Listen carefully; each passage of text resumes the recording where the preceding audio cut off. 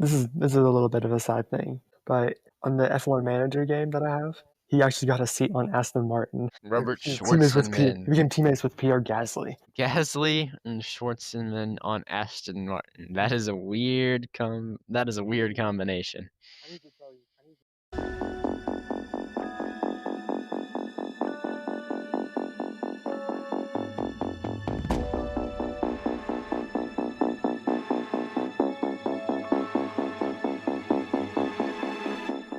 It's lights out and away we go.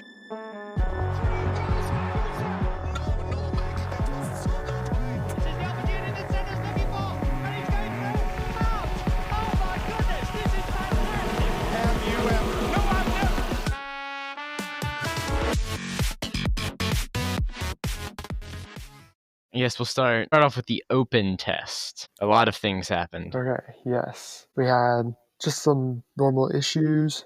Jack Harvey and Santino Ferrucci with an issue, not really coming up later. Larson didn't get to run very much though, which probably proved to be why he didn't have as good of a qualifying session as he did last year.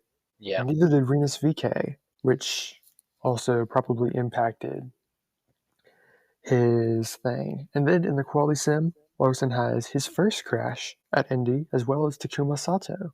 They did end up having different results. However, And then the NASCAR commentators would not shut up about his crashing. He showed him about 8 times in the All-Star race. Yeah, but Pillow proves fast, unfortunately. Don't want him to win. And Penske was also fast as expected, but really struggled in qualifying. We'll get to that later. Yeah. And that's pretty much about it. Yeah, that's about it. A few wrecks, a few issues, just pretty standard stuff. I think for the whole weekend, I was pleasantly surprised at how Pillow was doing, just considering he's never won on an oval in his career. I think anytime he does good on an oval track, even though hasn't he started on pole for the 500 before? Yes, he has. A couple years ago. I think it was 2022. Anytime he shows pace on an oval, I think it's going to be surprising to me. Then in practice 1, it was, again, the Penske's 1-2, followed by Pillow and Dixon, so 2 Penske's, 2 Chip Ganassis, and then the other Penske of Scotty Mack in 5th. So, I mean, pretty standard running order there. I mean, Marco Andretti was struggling, but is that really surprising? I don't think it is. Yes, for a part-time car, not having pace, it's not surprising. Despite the natural talent that's probably driving the car, if the car is not fast, then the driver won't be fast. Yeah. That's a fact. And that really plagued them all weekend, or the whole week long, in preparing for Indy. Yeah, you put Max Verstappen in a Sauber, doesn't mean he's going to win. Right. The car still plays a big role in performance. Going into practice 2, again, pretty standard. Palau on top, Power, Newgarden, 2 Penske's, and then Scott Dixon. Good on Scott Dixon. He showed a lot of pace this weekend. Yeah, Dixon is hungry for another Indianapolis win. Yeah, 2008 is his only. So that's what, 17 years ago. 17 years since his last win. He's done a lot of other things since then. Yeah. Dixon is hungry for another win. He seems to have good race pace, along with the Penske's and Pillow, of course. Prima also not showing pace early. We're struggling to get out there in the practice sessions at first. And also Graham Rahal is really struggling with the balance of his car and not doing a great job at all. Yeah, Graham Rahal barely qualified last year. He was in the LCQ. On last chance, yeah. Made it in because Nolan Siegel crashed. Yep, and then Prema, that's kind of Prema. They do this every weekend. They have some technical issue in one of the practice sessions, get it figured out, and then usually have a pretty mediocre finish, but not this week. In this case, their technical issue was that they didn't have the car completely ready to race. Yep. They're still figuring it out. Still figuring it out, but it seems they've done something right since they're on pole and everything. Yep, we'll get to that. Also, for the Fast Friday, all of the Hondas, except Andretti, changed their engine for qualifying and the race, which is very interesting. I think they've done something really good, apparently. We'll have to see how it plays out. And yeah, Rasmussen had a little spin, just got loose off of 2, nearly collected Larson.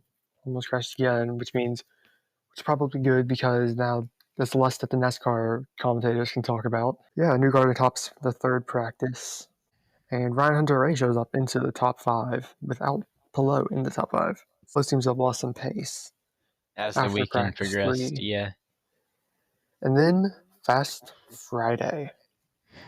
That was a fun day. Turn 3 was definitely the tricky place, super windy. And Kivson Simpson had his huge crash. Like, that was a big crash. Yes, it was. And just a lot of bail. Bail was the word of the day on Fast Friday. No one was completing their runs, bro. Believe only about 20, mid-20s of people actually got in at least one qualifying run on that day. It was very, very challenging. But those who were top that session was Scotty Mack, who Of he had a course. toe, but still did good. Scott Dixon was probably I believe was the fastest of the no toe times, however, with indicating some pace. Lundgaard also ran pretty well. That's the highest Lundgaard finished in any session on this weekend. Yes. And Kyle Larson had a crash as well, along with Kevin Simpson. Not nearly as big, and he got lucky. He was able to get the car ready to go for an install lap, and because it really only took damage to the nose. Yeah, which the front wing can be swapped out very easily. Right. So it was just probably a sort of look over to make sure nothing else was hurt. Yeah. And Robert Shwartzman, that was the first sign we saw a pace of him. The entire weekend, he was electric. He revealed what he was hiding. Yes. And then for qualifying, Pato O'Ward did have a really cool helmet. I would just like to draw attention to that. That was pretty cool to look at. Let's see. Again, Dixon was fast. Schwartzman is picking it up there. Dixon I think Dixon gets the over for the qualifying session. Well, not He's been there Schwartzman. forever. Not Schwartzman. It's a close running, man. Dixon was just there every session, always there. I don't know, that just kind of struck out to me as the weekend progressed. Then, I mean, Yeah, Dixon hasn't been having an amazing Yeah. season as of late. So he's this always could there. be a bit of a turnaround. I think he could definitely podium. Yeah, he's Next definitely week. on track for a podium. And then we need to talk about Mr. Cadillac's crash. Yes. Narda had a big crash that was very unexpected for Mr. Cadillac. Yeah, Mr. Cadillac has not been. He needs to pick it up, man. I don't want to do the Cadillac rant again, but he needs to pick it up. Listen to our other episodes to hear why we care about Mr. Cadillac in the first place. And Yes. Armstrong joins Armstrong in the list of drivers who crashed. I'm surprised Soda got out there though, as fast as he did, and was able to get out of the LCQ. That was Just barely. impressive for sure. Yep. And Penske was not nearly as fast as one might have thought this weekend. Yeah, I mean, all three of them, they all made it into the Fast 12. But none of them were able to participate in Yep. the Fast 12. Yeah, the Newgarden and Power both failed their technical inspections, and McLaughlin had crashed that morning, wiping out his chances of competing for a second pole at the Indy 500, following up on his impressive performance last year. So the Fast 12 ended up being the Fast 9. Yeah, the Fast 9. Fast 9 and the other 3 who weren't able to participate. Editor Tyler here. The details of the story were breaking as we were recording this episode, so I wanted to go back and add this. Both Newgarden and Power were sent to the rear of the field for the race. Their strategists were suspended, and each car was fined $100,000. In addition, Team Penske also fired Tim Cindric, who is Austin Cindric's father, who is the president of Penske, along with Ron Ruski, I hope I'm saying that right, apologies if I don't, and Kyle Moyer, both of whom are top executives at Team Penske. The reason for the failed technical inspection was a modified rear attenuator, which is designed to, when a car is hit from the rear, it's designed to decrease the G's felt from it. And Penske had modified theirs to be more aerodynamic than the rest of those cars. It is believed that it has been on the cars since last year as Newgarden's 2024 Indy 500 winning car, currently sitting in the Indy 500 museum, has the modified attenuator on it. Anyway, back to the normal episode.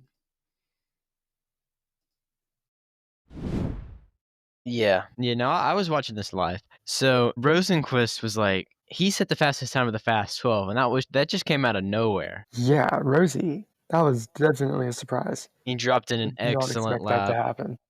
Schwartzman was third, I believe. Tsukumasato was like barely in at fifth.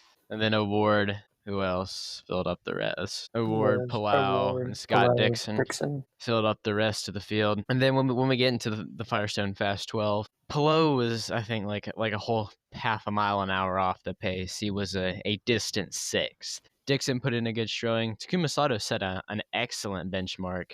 But then Schwartzman just came out, blew everyone out of the water. Excellent lines, deployed his hybrid perfectly, which I think IndyCar's P2P and hybrid system is better than DRS. So yes, you get to control when you use your extra push. It's a lot more strategic. Yes, and I know we haven't had that many races where it's really been a defining factor of the race when you were actually able to challenge for the lead, because Polo's been dominating every race. But it usually creates a lot more excitement, especially as we saw at Sancio. There's definitely some excitement created by the push to pass. Yes, and I think what road course Indy cars look better. I mean, I guess this is a hot take, but road course Indy cars look better than the F1 cars, I think. Yeah, they kind of do, don't they? The oval course ones are weird. The proportions are wrong, but I think the road course cars look better than modern F1 cars. That might be a hot take, but that's a cool take. I like that. Anyway, Schwartzman's lap was excellent. Did it perfect. For him, it was first anything important in IndyCar. Yes. The first rookie to be the pole sitter in 44 years, which is insane. Stunning. And he's never been on an oval before. He trumped the multi-rate Indy 500 winner, Takuma Sato. Yeah. It's just wow. That was not the front row I expected. The man coming from the Ferrari driver development program, who's been racing in the World Endurance Championship for the past few years, waiting for an F1 seat. Finally got bored, comes over, first time on an oval, takes pole. Yeah. In one of the Triple Crown races. So anyway, last chance qualifying. Came down to a battle of teammates, VK and Jacob Abel. Yes, I was surprised Rahal wasn't in there in the first place. Rahal found just a little tiny something to make it into the race. Yep. But VK, he was in the Fast 6, I believe, last year. I want to say he was in the Fast 6. But it's a far cry from where he was last year. Barely trying to make it into the race. And Jacob Abel, he's just slow all weekend long. His weekend ended with that LC. Quite a shame. And we'll make a quick note of all the one-off racers that ended up qualifying. Yeah, Tsukumasato was the highest. Ed Carpenter was in there, who's owner-driver, which is cool. Ryan Hunter-Reay qualified. Who else is a one-off? Marco Andretti barely in. Elio Castro-Neves was in. Castro-Neves in. Anyone else? Let's see. Kyle Larson was in. Larson, yeah. Let's see. Because I don't think of Larson because he's not old. Connor Daly just barely missed the top 12. Jack Harvey was pretty slow. Yeah. And yeah, that's all of them. All right, so good job to those guys making it in on the one-off. Bravo. You know what might be wild? If we get like a 60-something sized field, that would make qualifying insane. We get 60 people to attempt to qualify? Do an attempt to qualify. I'm not sure the rules let you do that, because you get like your main drivers and then one-off per team? Right. I mean, it'd be possible, I guess, if enough people wanted to get in. Well, and there could also just be one-off teams in general. Teams that just show up for that one time. Yeah, that's a good point. But that would be a very entertaining qualifying session. The LCQ would be crazy, bro. Yes, it would. I think actually, come to think of it, they would have to bend the rules to make that happen. Because you can't run like 30-something people in an hour. You'd have to have a special day for LCQ. Yes, still, that would be wild. When Fernando eventually retires in 2086, I want him to come back and try again to win the 500 because it's the last one. It's the last Triple Crown race he hasn't won. He's won in Monaco. If he's won Monaco and he's won the 24 Hours of Le Mans, so Ooh. it's the only Triple Crown race that he hasn't won. If he does win it, he'll be only the second driver ever to do it. The other one was Graham Hill, who I learned. I don't know how I didn't know this, but that's Damon Hill's dad. So Yeah, Graham Hill, I don't know how I didn't know that. 1961, the Formula One world champion. Yep. Who won the year after the American Phil Hill won. No relation. Yeah, when it comes to the Triple Crown, it's like Monaco is, I wouldn't say it's the hardest of the 3 races to win. It's probably one of the on the easier side. It's just getting yourself, because it's a pole lap. Monaco is the only F1 race held on a Saturday. It's just putting yourself in the situation where you can win it. You have to be A, competent driver, B, in a fast team, and C, in F1 in the first place. Yes. Which is really the hard part. And you have to have people who won't put the wrong tires on at the wrong time. Right, so it means you can't be on Ferrari. That's why Ferrari won last year, because they didn't have to worry about tires. Right, because Checo crashed, everyone got their pit stops out of the way, and Max Verstappen said it was boring and he should have brought a pillow. Yes, and I considered getting a pillow too. All right. Do you have an over-under, or do we just want to skip it for this episode? Let's do it. My over is, of course, I'm going to say this, Robert Shwartzman, because he's a rookie who's on pole. Normally, rookies don't do good at all in IndyCar. So, what a performance from the rookie. I'm amazed by what he's done. Maybe he can go for the win. Who knows? Anything can happen at Indy. Yes, Anything especially on an oval. Yeah, since you took Schwartzman, I'll go Dixon.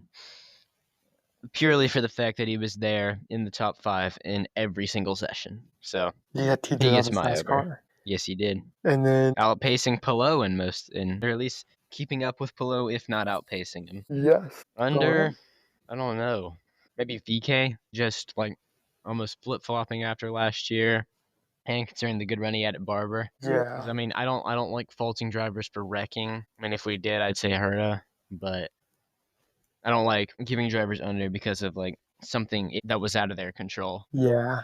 I think my under will probably be Kyle Larson, because he was in the Fast 6 last year, and now 21st is a far cry from that. He was... Yes, it is. He was not great on the pace that he had in the Fast 6. He was not great on pace compared to those who were in the top 12 who made it in. Not really blown away by that, but he's in the race, so well done.